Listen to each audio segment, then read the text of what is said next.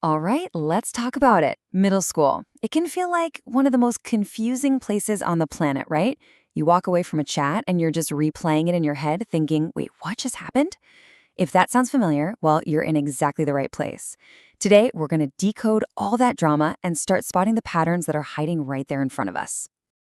Ever have one of those days where you leave school and you just feel off? Like something weird happened, but you can't quite put your finger on it? Yeah, that feeling. It's like everyone else got a copy of the secret rule book for how to act, and yours got lost in the mail. But here's the secret, the thing they don't tell you. Most of the stuff, it's not random at all. It's actually just patterns. And once you can see a pattern, it totally loses its power over you. That's what we're doing today. We're going to give you the toolkit to start spotting them. Okay, section 1, let's dive right in with a classic, gossip and rumors. These two are everywhere, and they work in really specific ways. Once you know how they work, you can start to disarm them. So gossip, it kind of comes with this hidden warning label, right? I mean, it feels good in the moment to be let in on a secret. It makes you feel included. But think about what the person gossiping is really telling you. They're showing you loud and clear, hey, I'm the kind of person who talks about people behind their backs. And if they'll do it with you, they'll for sure do it about you. It's like a built-in alarm system. So, what's the move here? Your gut reaction, your instinct, is probably to jump in, right? To add a little something because it feels like you're part of the group. But the power move is to just be neutral. You don't have to make a big scene or call them out. Just don't add any fuel to the fire. A quick subject change or even just a simple, I don't really know them. That's all it takes. The gossip just kind of fizzles out and you're not in the middle of it. Now, rumors are a whole different beast.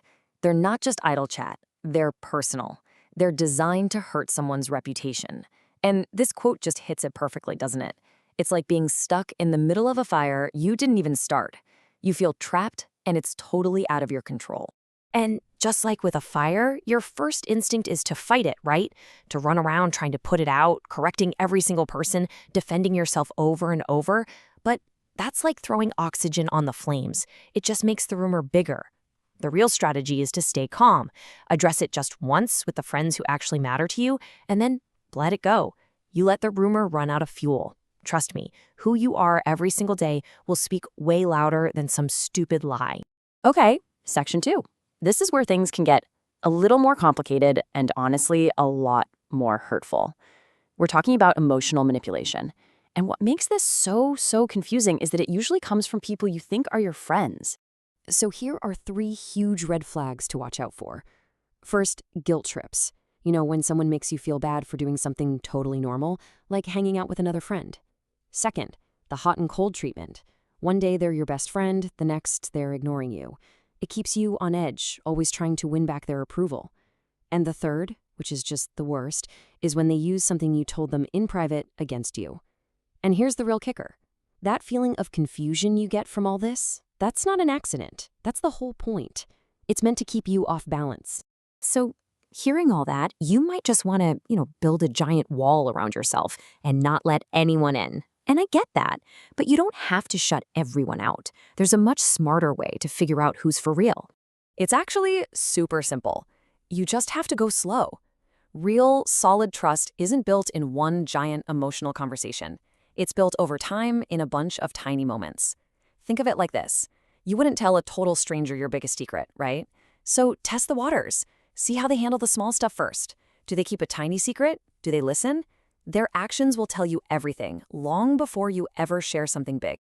All right, let's talk about something that just flat out hurts. Section 3, exclusion and isolation. This one is tough because it's often so quiet. It's not a big fight. It's the plans that get made without you. It's the group chat you find out you're not in.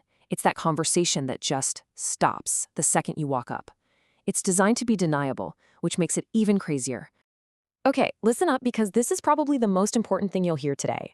When someone deliberately leaves you out, it feels like they're stamping a big rejected sign on your forehead. It feels like a verdict on your worth. But it is not. Let me say that again. It is not a verdict on your worth. It's a choice they made. It says everything about them and nothing about you.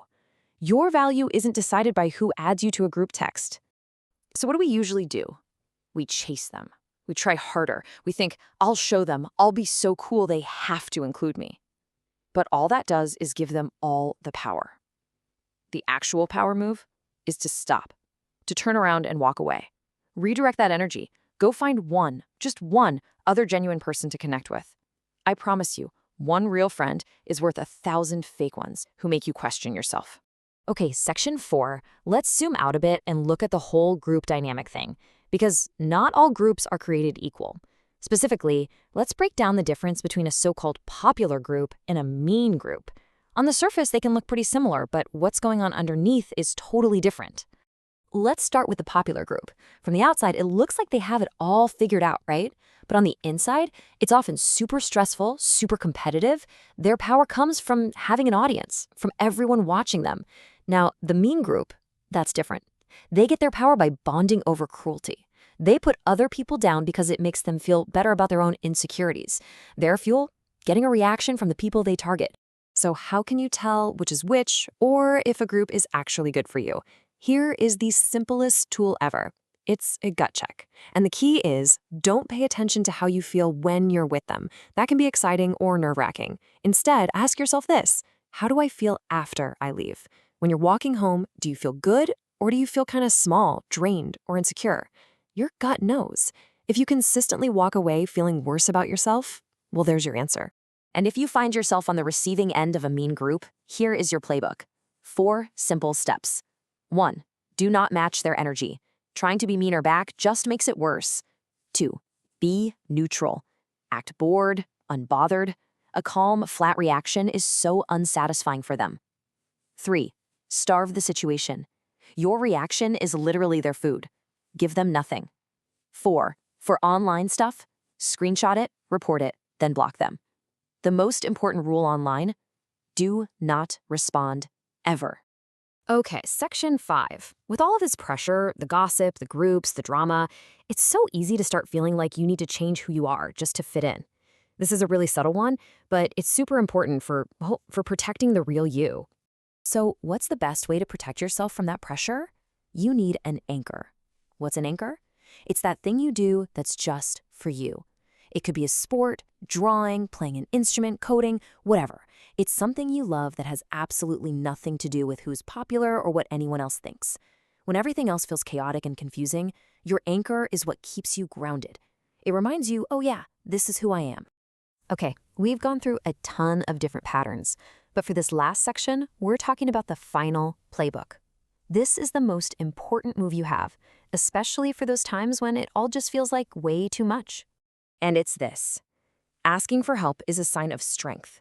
It is not, and I repeat, not a weakness. If you're at a point where you dread going to school, or you just feel completely and totally alone, you need to talk to an adult you trust. A parent, a school counselor, a favorite teacher. It doesn't mean you failed. It means you're strong enough to know you need backup. And trust me, nobody is meant to go through this stuff by themselves. So, there you have it.